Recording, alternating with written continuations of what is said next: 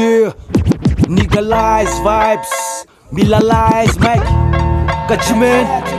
Yeah, ty ka mpifantarina an'izay tsy kopy legalize vibe. Tsy akanavako hitongava maro milalize mic. MC maromaro anaty movoko ravy ity. Arahana beatbox akosika de graffiti. Represent izy, tona 90s. Tsy manavakavaka na fotsy anao na maintis. Taranjy valapara n'influence familiar. Parton carton fan rap mazaka milliard. Yeah, Masnad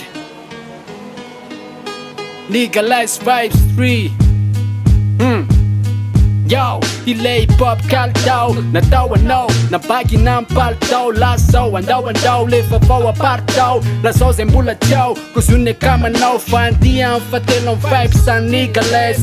Tipa aspian, liga uales. Balais ro MC, Quincy ka G-Sax. Sa kung fanamp sa wavian men max Sax.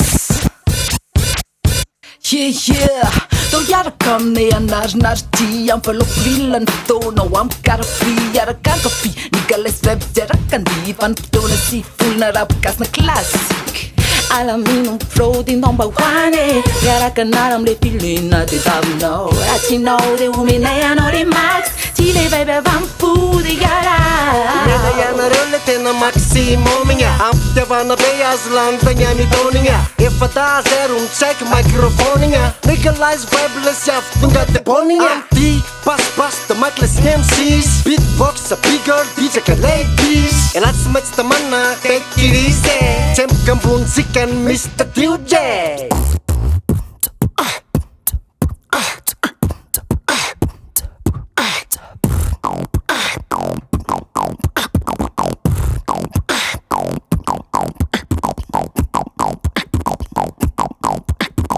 Esh. Yo,